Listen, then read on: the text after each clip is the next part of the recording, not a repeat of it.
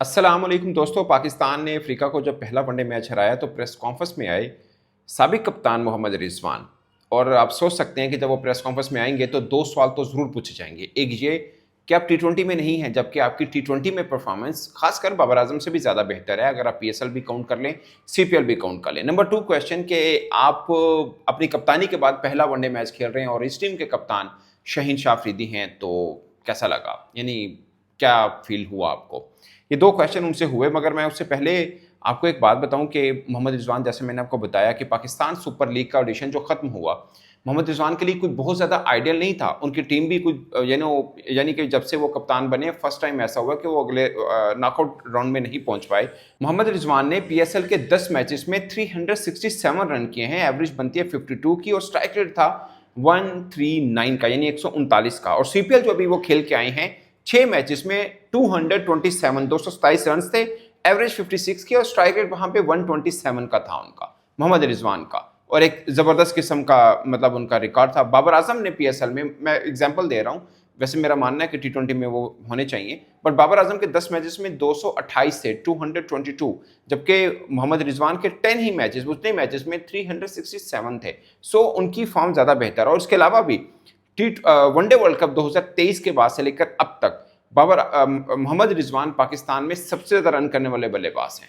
और पिछले एक साल में टेस्ट और वनडे दोनों में नंबर 2 के ऊपर हैं। जैसे टेस्ट के अंदर अगर एक साल की आप काउंट करें तो टेस्ट के अंदर सऊद शकील नंबर 1 पे हैं और सलमान अली आगा वनडे में नंबर 1 पे, मगर दोनों फॉर्मेट में नंबर 2 के ऊपर मोहम्मद रिजवान है। और अगर आप वर्ल्ड कप 2023 जो कि भारत में हुआ था उसके बाद से लेकर अब तक काउंट करें तो 41 मैचेस मोहम्मद रिजवान ने खेले हैं, इतने ही बाबर आजम ने भी खेले हैं, मगर मोहम्मद रिजवान के रन 1648 हैं, यानी 1648 जो कि ज्यादा हैं बाबर आजम से, उनके 1627 से ज्यादा फर्क नहीं है, मगर मोहम्मद रिजवान की एवरेज 53 की है।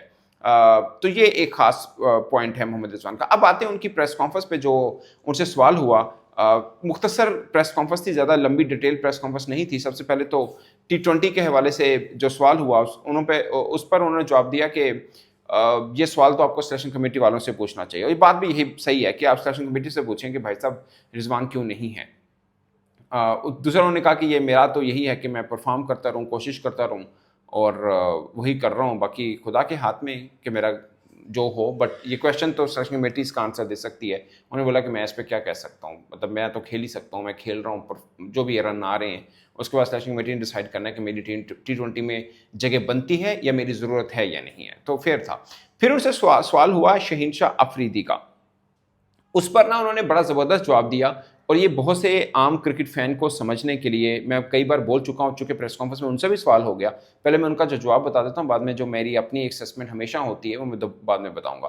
मोहम्मद रिजवान ने ये कहा कि जब मैं कप्तान था, मैं उस वक्त भी कहता था कि सब कप्तान हैं, तो शहीन तब भी कप्तान था। ऐसा नहीं है कि शहीन अब कप्तान है, शहीन तब भी कप्तान था, और अगर कल कोई और भी होगा वो भी मेरे लिए कप्तान है, और मैं उसको सपोर्ट करूँगा as a colleague, as a team member. और उन्होंने बोला कि मैं कप्तान नहीं भी था तब भी मैं मैच में पूरी तरह से इन्वॉल्व था, जैसे मैं बीइंग कैप्टन फील्डिंग कर रहा लगवाता था या कुछ चीज़ें गाइड करता था, एग्जैक्टली ऐसा मैंने आज भी किया। और आपने नोट किया होगा कि मोहम्मद रिजवान पूरी तरह से मैच के अंदर इन्वॉल्व थे।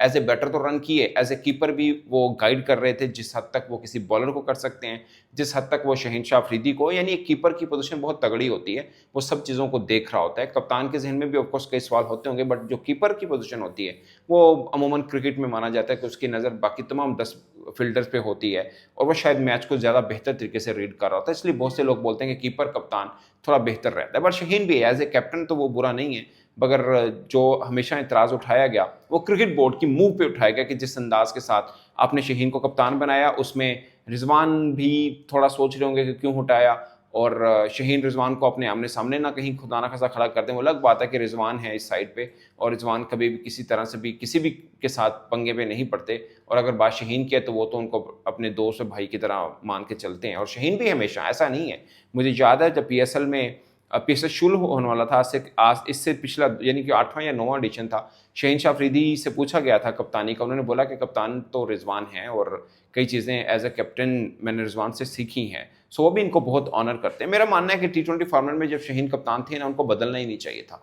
वो एक अच्छे कप्तान थे, उनको कैरी रखना चाहिए था 2-4 साल के तक आपकी टीम, मैं नहीं कह रहा वर्ल्ड कप जीत जाते, बट आप थोड़ी बेहतर फॉर्मेट के अंदर ज़रूर रहते। ये मेरा अपना ज़ाती ख्याल है। और रिजवान ने उनको बहुत, उन्होंने बोला कि मैं पहले भी सपोर्ट करता था, मतलब जैसे था अब भी मैं वैसे ही हूँ, अगर कल कोई और कप्तान भी आता है तब भी मैं वैसे ही बिहेव करूँगा। सो ये उन्होंने अपनी राय बताई। बट दोस्तों एक चीज़ खास है जिसके ऊपर बात करना बहुत ज़रूरी, मैंने जब कल मैच के बाद वीडियो की थी उसके ऊपर भी की थी, मैं अब भी कर रहा हूँ, और बाद में मैंने सोशल मीडिया देखा कि बहुत से लोग इस पे बात कर रहे हैं कि हसन नवाज़ के ऊपर। अगरचे बाद में मोहम्मद नवाज़ ने भी, जो ऑलराउंडर हैं, वो भी आखिरी ओवर में जाके आउट हुए, अगरचे सेकंड लास्ट ओवर की लास्ट बॉल के ऊपर छक्का लगा के उन्होंने चीज़ें बेहतर कर दी, वरना 7 बॉलों पे 10 रन चाहिए थे। उन्होंने छक्का लगाया, फिर 6 बॉलों पे 4 रन रह गए, उसके बाद वो कॉर्बन बोश ने उनको आउट किया और फिर बाद में नसीम शाह और शहीन अफरीदी रह गए, खैर रन हो गए। बट मेरा पॉइंट ये है कि हसन नवाज़ एक कंप्लीट बैटर हैं, उनका मुआवजा हम किसी ऑलराउंडर से नहीं कर सकते हैं। हसन नवाज़ को अपनी चीज़ें बेहतर करनी है, उनको देखना है कि मैच को फिनिश करके ही जान छूटेगी मामला। और टी20 में भी उन्होंने सेम वैसी वही मिस्टेक की जो जहाँ पे की, वहाँ पे भी चलाया, आउट हुए, यहाँ पर भी बाहर निकल के मार रहे हैं और स्टंप आउट हो गए। सो मैं बड़ा हैरान हुआ हूँ यार, इस लेवल पे पहुँच के आप एक गलती कर सकते हैं, लेकिन दूसरी सेम वही गलती कैसे कर सकते हैं? वो स्ट्राइक रेट भी ज़्यादा नहीं थी, तो वो हसन नवाज़ का शॉट मुझे अभी भी कर रहा है कि क्यों उन्होंने ये किया है। He is such a nice cricketer. इस तरह का करेंगे तो लोग उन पर जिस तरह तनकीद कर रहे हैं, लोग कह रहे हैं कि ये बैट्समैनों का हारिस रऊफ है। मतलब सोशल मीडिया पे जिस तरह लोग, आपको पता है, बैंटर चलता है। सो ये उनको प्रूव करना है। आई होप कि इनको अगले 2 मैचेस में भी चांस मिलेगा, और ये भी मैं उम्मीद लगाता हूँ कि इस बार वो गलती नहीं करेंगे। आउट होना अच्छी बॉल पे, पहली बॉल पे भी आप हो सकते हैं।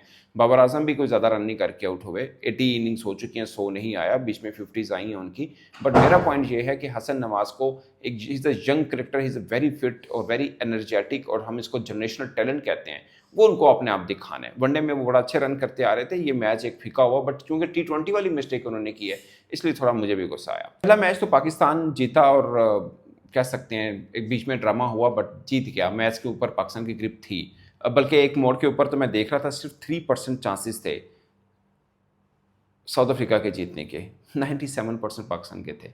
फिर ऊपर नीचे विकेटें गिरी और एकदम माहौल बदल गया था और ड्रामा क्रिएट हुआ। आखिर सेकंड लास्ट बॉल पे छक्का ना लगता नवाज़ का तो फिर और वो डाउट रहता, और आखिरी ओवर के अंदर फिर चेज़ करना, भले नवाज़ खड़े भी रहते तो 10 रन्स का थोड़ा सा मुश्किल रह सकता था। बट पॉइंट ये है कि क्या पाकिस्तान को यही प्लेइंग 11 लेके चलना है? जीत मिली है, हम चेंज नहीं करते उमूमन, शायद वर्कलोड मैनेजमेंट के तहत किसी को बिठा दें। बट मैं ये कहता हूँ कि 3 रेगुलर बॉलर के साथ वनडे खेलना थोड़ा रिस्की है। आप अपना कॉम्बिनेशन देखें, इसमें शहीन, नसीम और अबरार, ये 3 रेगुलर बॉलर हैं। बाद में आप नवाज़ के साथ भी 10 ओवर करवा लेंगे, ठीक है। बीच में हुसैन तलत को अगरचे बॉलिंग नहीं दी, बट वो भी ऑलराउंडर है। सलमान आगा भी ऑलराउंडर हैं, आपके साइम अयूब भी ऑलराउंडर है। ये थोड़ा सा रिस्की है, आप अपना कॉम्बिनेशन बेहतर बना के रखिए। मुझे लगता है ये स्कोर जो फैसलाबाद में चेज़ हुआ, ये हाईएस्ट रन चेज़ है अब तक का फैसलाबाद के अंदर का। सो ये भी आप चीज़ रखिएगा। मुझे लगता है कि अगले वनडे मैच में पाकिस्तान को एक रेगुलर बॉलर डालना है, वो किसी को भी आप बिठा सकते हैं। इतनी ज़्यादा लंबी बैटिंग को लेके क्या करना है, फिर भी आप आखिर में फंसे। वहाँ पे हुसैन तलत भी आउट हुए, हसन नवाज़ भी हुए, मोहम्मद नवाज़ भी हुए। तो जो रोल एक कंप्लीट बैट्समैन कर सकता है, ये तीनों ऑलराउंडर मिलके एक तरह से नहीं कर पाए। अगरचे कंप्लीट बैटर हैं हसन नवाज़, बट एक बॉलर की कमी मुझे फील हुई। शायद एक रेगुलर स्पिनर और हो तो पाकिस्तान की बॉलिंग बेहतर हो जाएगी इस कंडीशन के पॉइंट ऑफ व्यू से। आप साउथ अफ्रीका का देखें, फोर्टन ने ठीक ठाक किस्म का तंग किया था। इस पर दोस्तों अपनी राय कमेंट के सूत्र जरूर तय करें। मेरी तरफ से इतना ही, इजाजत दीजिए, अल्लाह हाफिज़।